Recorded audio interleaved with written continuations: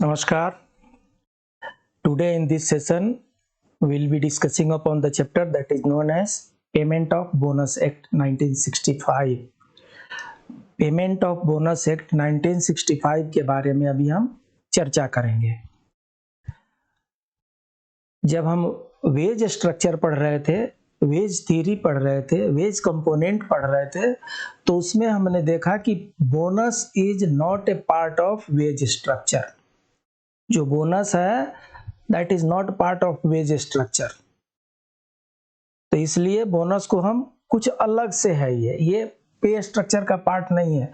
और वही चीज यहाँ पर कहा जा रहा है, a bonus is an extra amount of money that is added to someone's pay usually because they have worked very hard. कहने का मतलब ये बोनस एक तरह का स्पेशल गिफ्ट है, आपने बहुत अच्छे से काम किया है और इसके लिए आपको अलग से ये एक्स्ट्रा पैसा दिया जा रहा है। इसके ये कोई आपके पे स्ट्रक्चर में नहीं आता है। ऐसा कहा जाता है कि बोनस जो है अराइज हुआ 1917 में, जब वर्ल्ड वार फर्स्ट खत्म हुआ तो उसके बाद से जितनी भी कंपनीज थी उनमें वर्कर्स ने मन लगा के काम किया था, जी जान से काम किया था, और तब जाकर के कहीं वर्ल्ड वार में सारे पूर्ति आपूर्ति सप्लाई डिमांड का मेंटेनेंस हो पाया था। तो इसलिए जो एम्प्लॉयर थे वो सब प्रसन्न होकर के अपने एम्प्लॉयज को 10% उनका जो वेजेस था उसका 10% उन्होंने बोनस के रूप में दिया, पहली बार 1917 में। सो बोनस की स्टोरी शुरू होती है 1917 के पेमेंट से।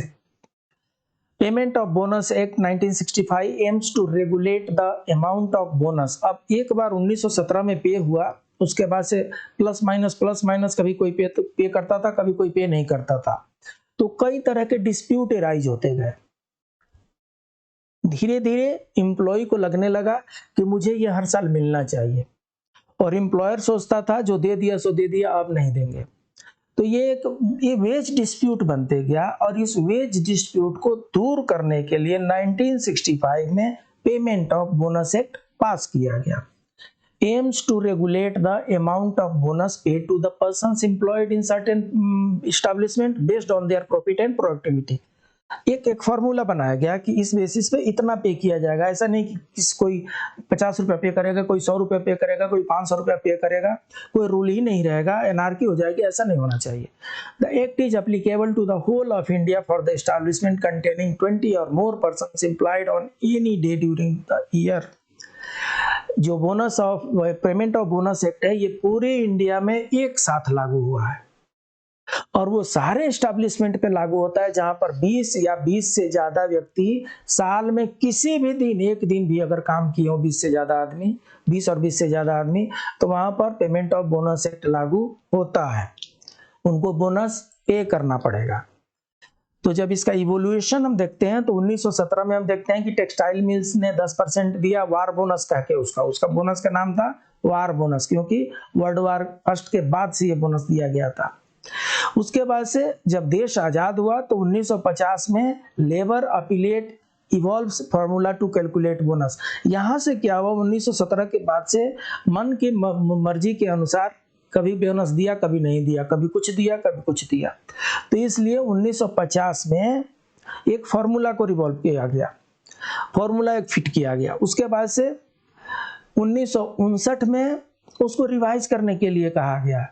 1960 में एक कमेटी बनी, एक कमीशन बना, ट्राईपार्टाइट कमीशन बना, एम्प्लॉयर, एम्प्लॉय एंड गवर्नमेंट, ये तीन पार्टी मिलकर के एक कमीशन बना, और उस कमीशन ने अपना रिकमेंडेशन दिया, और उस रिकमेंडेशन के बेसिस पे 2 सितंबर 1964 को government implemented the recommendations of the commission with certain changes. Accordingly, the payment of bonus act ordinance 1965 was announced on May 26, 1965. तो ये जो कमीशन था ट्राईपार्टाइट कमीशन, इसी के बेसिस पर पेमेंट ऑफ बोनस एक्ट 1965 पास किया गया। 2015 में कुछ इसमें अमेंडमेंट किए गए हैं कैलकुलेशन को लेकर के। तो जो 1965 में जो payment of bonus act pass किया गया, it imposes a statutory obligation to on the employer of every establishment in the act to pay bonus to all eligible employees working in the, एक ये आपको वैधानिक रूप से स्टैट्यूटरी एक वैधानिक जिम्मेदारी दी गई एम्प्लॉयर को कि अगर आपके यहाँ 20 या 20 से ज़्यादा लोग काम करते हैं तो आपको बोनस देना है। To outline the principle of payments of bonus according to prescribed formula, उसके लिए एक प्रिस्क्राइब्ड फार्मूला बनाया गया कि इस बेसिस पर इस तरीके से बोनस कैलकुलेट करना है और पे करना है। To provide for payment of minimum 8.33% देना है। किस चीज का? साल भर का जो वेजेज मिला है 12 महीने का, 1 महीने का वेज इंटू 12, तो 1 साल का वेज इंटू 8.33, सिंपल फॉर्मूला है। अगर 10,000 रुपया पर मंथ मिला है तो 1 साल का 1,20,000 हुआ, 1,20,000 का 8.33, 12/96, करीब करीब 10,000 रुपया हुआ, तो वो आपका मिनिमम बोनस होगा। और मैक्सिमम अगर कंपनी के पास कोई ज्यादा प्रॉफिट हो रहा है तो मैक्सिमम 20% भी दे सकती है, तो मिनिमम 8.33% तो आपको देना है। आप चाहें तो 8.33 से लेकर के 10%, 12%, 15%, 18%, 20% तक आप दे सकते हैं। And linking the payment of bonus with the scheme of set off and set on, ये सेट ऑफ और सेट ऑन क्या होता है हम बाद में इसको समझेंगे। To provide machinery for enforcement of the bonus, government ने एक्ट पास कर दिया कि आपको बोनस पे करना है। अगर कोई मशीनरी नहीं फिक्स करेंगे तो एम्प्लॉयर नहीं पे करेगा, क्या कर लेंगे? उसके लिए बोनस एक्ट में इंस्पेक्टर को एस्टैब्लिश किया गया है। इंस्पेक्टर रहेगा और इंस्पेक्टर चेक करेगा कंपनी का कि कंपनी ने बोनस पे किया है कि नहीं किया। अगर नहीं पे किया है उसको पेनलाइज करेगा। तो इसलिए मशीनरी फिक्स की गई इन्फोर्स करने के लिए इस एक्ट को। एप्लीकेबिलिटी जो है ऑल ओवर द इंडिया है। जहां कहीं भी स्टैब्लिशमेंट है जहां 20 या 20 से ज्यादा आदमी साल में किसी भी एक दिन अगर काम किए हैं तो बोनस एक्ट वहां पे लागू होता है। The act does not apply to the non profit making organisation, कुछ ऐसे ऑर्गेनाइजेशन है जो नो लॉस नो प्रॉफिट पे काम करते हैं, तो जहां भी प्रॉफिट अगर नहीं है वहां पे बोनस नहीं मिलेगा। It is not applicable to establishments such as LIC, hospitals which are excluded under section 32. Act के सेक्शन 32 में कुछ एस्टैब्लिशमेंट को एक्सक्लूड किया गया है बोनस एक्ट से, और उसमें LIC है। LIC में बोनस नहीं मिलता, हॉस्पिटल्स के बोनस नहीं मिलते। It is not applicable to establishment where employees have signed an agreement with the employer. अगर एम्प्लॉयर और एम्प्लॉय के बीच में कुछ एग्रीमेंट है वहां पर भी ये एक्सक्लूड होता है। It is not applicable to establishment exempted by appropriate government like sick units. अगर कोई सिक यूनिट है तो उसको गवर्नमेंट क्या करती है, एग्जेम्प्ट करती है बहुत प्रकार के लाइबिलिटी से। उसमें से एक लाइबिलिटी बोनस है। अगर सिक यूनिट है तो गवर्नमेंट उसको परमिट कर देगी कि ठीक है ना पे करो भाई। डिपार्टमेंट अंडरटेकिंग एंड ब्रांचेस, कई बार क्या होता है एक यूनिट होती है, मान लीजिए मैं एक कार बेचने वाली एक कंपनी है, मारुति का एक शोरूम है, और उस शोरूम से इस रोड के इस साइड में शोरूम है और रोड के उस साइड में उसकी सर्विसिंग बे है। इधर 15 आदमी काम करते हैं, उधर 15 आदमी काम करते हैं। जब इंस्पेक्टर जाते हैं तो बोलते हैं नहीं जी हमारे यहाँ तो 15 आदमी काम करते हैं, 20 करते हैं तो हमारे यहाँ बोनस एक्ट लागू होता है। जब उस साइड में जाते हैं तो बोलते हैं ये हमारा सर्विसिंग बे है। जब बैलेंस शीट चेक किया जाता है, जब ट्रायल बैलेंस चेक किया जाता है, जब बुक ऑफ अकाउंट चेक किया जाता है, जब ऑनरशिप चेक किया जाता है, तो सर्विसिंग बे के मालिक वही हैं जो मारुति शोरूम के मालिक हैं। दोनों का ट्रायल बैलेंस एक ही बनता है, दोनों का प्रॉफिट एंड लॉस अकाउंट एक ही बनता है, बुक ऑफ अकाउंट्स एक ही बनता है, तो दोनों को एक ही समझा जाएगा। और 15 30 हो गए और यहाँ पर 20 से ज्यादा हो गए, इसलिए बोनस एक्ट लागू होता है। तो अगर कोई ये कहता है कि मेरे पास डिफरेंट ब्रांच है, डिफरेंट अंडरटेकिंग है, डिफरेंट डिपार्टमेंट्स हैं, उसके बेसिस में वो बोनस नहीं दे सकता, उसको चेक करना पड़ेगा कि उसका प्रिपेयर जो उसका जो बुक्स ऑफ अकाउंट्स है वो कहाँ से प्रिपेयर हो रहा है। अगर सेपरेट बुक्स ऑफ अकाउंट है, सेपरेट कोड है, सेपरेट टैन है, सेपरेट यूनिट का नाम है, तब तो समझ में आता है, और नहीं तो इसी नाम से दो जगह अलग अलग काम चला रहे हैं तो एक माना जाएगा और वहां पर बोनस एक्ट लागू किया जाएगा। Eligibility for bonus time to time ये बढ़ते रहता है। एज ऑन डेट जिनको 21,000 तक सैलरी है, जिनको 21,000 तक वेजेज मिलते हैं, they are statutorily benefited for the bonus. They have right to get the bonus. So or 30 दिन and they have not worked in the company for less than 30 दिन। 30 दिन से कम जो काम किए रहेंगे अगर साल में, तो भी आपको बोनस नहीं मिलेगा। 30 दिन से ज्यादा काम किए होना चाहिए। अगर 30 दिन से ज्यादा काम किए तो प्रोपोर्शनल के अनुसार मिलेगा। डिस्क्वालिफिकेशन, कुछ लोग ऐसे हैं कंपनी में जो बड़े दादा होते हैं और वो कुछ ऐसे एक्टिविटी में इन्वॉल्व होते हैं जिसमें डिसऑनेस्टी होती है, थेफ्ट होता है, सबोटेज होता है। सबोटेज मतलब तोड़फाड़ होता है, डिसऑनेस्टली मतलब बेईमानी में, थेफ्ट मतलब चोरी में होते हैं, वायलेंट बिहेवियर मतलब झगड़ा झंझट करने वाले होते हैं। ऐसे लोगों को बोनस नहीं दिया जाता है, they are debarred from the bonus. Bonus calculation का बड़ा सिंपल फार्मूला है। सैलरी आपकी 21,000 से कम है, 21,000 से ज्यादा है, ये देखना है। अगर 21,000 से आपकी सैलरी ज्यादा है तो आपको बोनस नहीं मिलेगा, और अगर आपकी सैलरी 21,000 से कम है तो आपको बोनस मिलेगा। यहां पर ये ओल्ड फार्मूला दे दिया है। यहां पर क्या करेंगे, अगर इसका जो है जो भी यहाँ पर आ रहा है उसका मिनिमम बोनस जो हम 8.33% देंगे और मैक्सिमम जो है वो 20% बोनस देंगे। Calculate the available surplus. अच्छा, जब हम बोनस देते हैं तो एक एलोकेबल सरप्लस होता है, एक अवेलेबल सरप्लस होता है, और ये दोनों जो काउंट होता है वो ग्रॉस प्रॉफिट पे काउंट होता है। तो gross profit derived by an employer from an establishment in respect of the accounting year shall in the case of banking company be calculated in manner specified in schedule 1. In any other company it should be calculated as per schedule 2.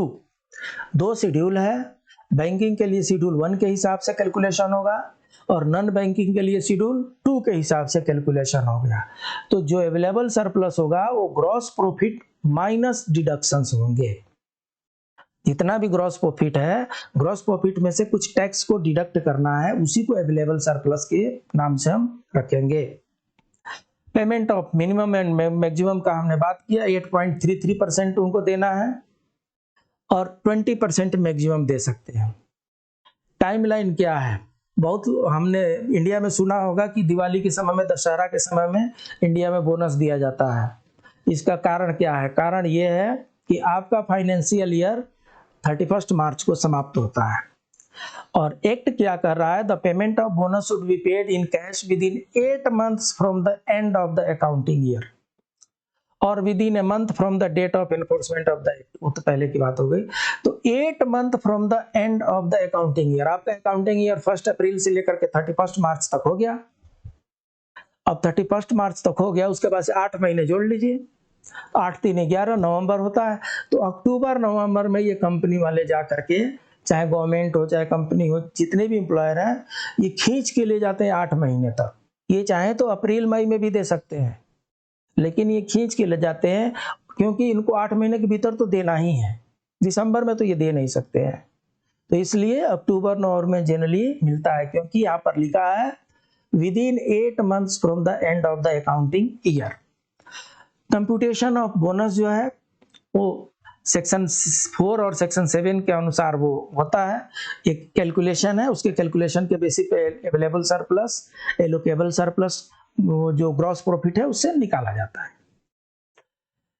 अब इसको implement करने के लिए, इस enforce करने के लिए enforcement agency जो है वो इंस्पेक्टर है। Section 20 enables the relevant government to appoint inspector for this act by notification in the official gazette.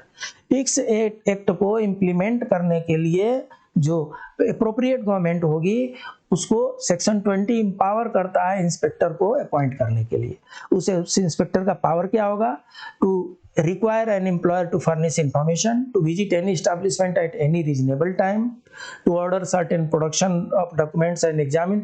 मतलब ये जो इंस्पेक्टर साहब होंगे, इनकी जो पावर होंगे ये होंगी कि ये कंपनी में वर्किंग आवर में कभी भी विजिट कर सकते हैं, कंपनी से जो इन्फॉर्मेशन चाहे वो ले सकते हैं, उनसे डॉक्यूमेंट रजिस्टर को चेक कर सकते हैं, उनका कॉपी भी उससे ले सकते हैं, एम्प्लॉयर को, उसके एजेंट को, उसके स्टाफ को एग्जामिन भी कर सकते हैं। तो execute such other power size में भी प्रिस्क्राइब हुआ, जो भी जरूरत बने पेमेंट ऑफ बोनस एक्ट को इम्प्लीमेंट करने के लिए, वो सारे पावर इस इंस्पेक्टर को दिए गए हैं। Duties of the employer. अब एम्प्लॉयर की ड्यूटी क्या है? To estimate the pay and pay the annual bonus as required by the act. ये एम्प्लॉयर की ड्यूटी बनती है कि उनको एनुअल बोनस पे करना है। To maintain the following register, कुछ रजिस्टर है उसको मेंटेन करना है, और to cooperate with the inspector, inspector के बात मानना है, इंस्पेक्टर को फैसिलिटेट करना है इंस्पेक्शन करने के लिए। Right of employee, right to claim bonus under the act, employee का ये राइट है कि वो बोनस को क्लेम करे।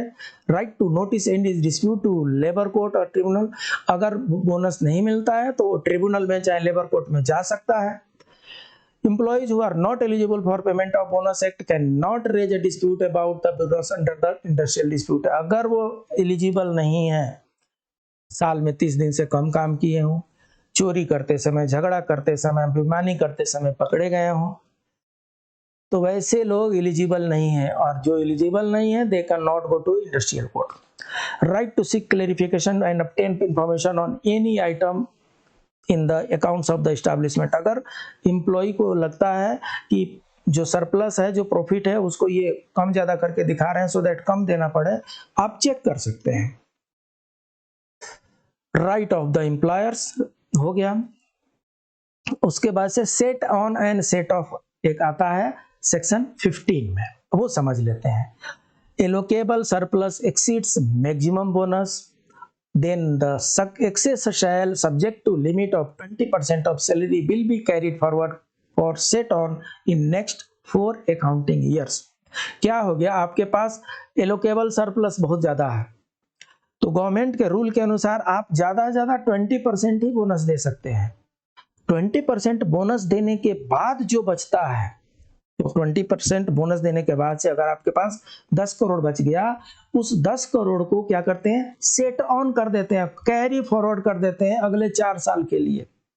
पर्पस ये है कि अगले 4 इस साल तो इनको बहुत प्रॉफिट हो गया, अगर अगले 4 साल में कभी कम प्रॉफिट होता है, चाहे प्रॉफिट नहीं होता है, तो इस 10 करोड़ जो कैरी फॉरवर्ड हो रहा है, इसमें से बोनस, स्टैट्यूटरी बोनस दिया जाएगा। सो सेट ऑन एक ऐसा तरीका है जिसमें जो रिमेनिंग एलोकेबल सरप्लस है, जो बचा हुआ एलोकेबल सरप्लस है, उसको हम अगले 4 साल के लिए रजिस्टर में कैरी फॉरवर्ड करते हैं, उस नाम से, सेट ऑन के नाम से। और जब सेट ऑफ कैसे करेंगे? एलोकेबल सरप्लस इज नील और लेस देन और equal to the minimum bonus. अगर अगली साल जब आप कैलकुलेशन कर रहे हैं, उस साल में एलोकेबल सरप्लस 0 हो गया, चाहे लेस देन आपके मिनिमम वेजेज हो गया, मिनिमम बोनस हो गया, उस समय जो सेट ऑन किया हुआ है एलोकेबल सरप्लस, उसको सेट ऑफ करेंगे, मतलब उसमें से इसमें एडजस्ट करेंगे। उस 10 करोड़ को, इसमें जो भी 1 करोड़ आपके पास है, उस 10 करोड़ को मिलाइए, 11 करोड़ कीजिए, और जो मिनिमम स्टैट्यूटरी बोनस उसको पे कीजिए। अभी इनिशिएटिव ऑफ सेंट्रल गवर्नमेंट क्या हुआ? एलिजिबिलिटी लिमिट जो पहले 10,000 थी, उससे बढ़ा करके इन्होंने 21,000 कर दिया है, और पहले 3,500 लोगों को बोनस मिलता था, अभी 7,000 मिलने लगा है। हमें प्रतीक्षा है उस ऑर्डर का जिसमें 21,000 से ज्यादा सीलिंग बढ़ाई जाती हो, क्योंकि 2019 में वेज कोड आ गया है। 2019 में ये payment of wages, payment of bonus act को मर्ज कर दिया गया है, रिपील कर दिया गया है, और एक कोड्स ऑन वेजेज आया है 2019, तो उसके अनुसार सब कुछ चेंज होंगे। Bonus motivates employee to increase performance. Bonus मिलने से एम्प्लॉय का सेटिस्फेक्शन बढ़ जाता है, मोटिवेशन लेवल बढ़ जाता है, और अगर एम्प्लॉय का मोटिवेशन बढ़ गया, मोरल बढ़ गया, तो प्रोडक्टिविटी तो बढ़ती ही है। तो ये जो पेमेंट ऑफ बोनस एक्ट हम पढ़ रहे हैं, ये सिर्फ एकेडमिक पर्पस के लिए पढ़ रहे हैं। प्रैक्टिकली ये हो गया है कि equal remuneration act, minimum wages act, payment of bonus act, payment of wages act, इन सबको मर्ज कर दिया गया है, और मर्ज करके एक कोड बना है, और उस कोड का नाम है द कोड ऑन वेजेस 2019। ये सब रिपील हो गया है। Payment of wages act repeal हो गया है, payment of minimum wages act repeal हो गया है, पेमेंट ऑफ बोनस एक्ट हो गया, payment of equal remuneration act, ये सब रिपील हो गया है। अब उनको रिपील करके नया कोड बना है जिसका नाम है कोड ऑन वेजेस 2019। तो उम्मीद है कि अगली बार से जब हम नए सिलेबस, जब यूनिवर्सिटी तैयार करेगी, तो उस नए सिलेबस में वो ये सारे वेजेज एक्ट को हटा देंगे और कोड ऑन वेजेस 2019 हमें पढ़ने को मिल सकता है। जब तक यूनिवर्सिटी अपना सिलेबस रिवाइज नहीं करती, तब तक हमें पेमेंट ऑफ वेजेज एक्ट पढ़ते रहना है। So please keep on revising, ये आपके लिए बहुत ही सुटेबल रहेगा। अच्छे मार्क्स आपको मिलेंगे रिवीजन करने से। फिर मिलते हैं, तब तक के लिए नमस्कार।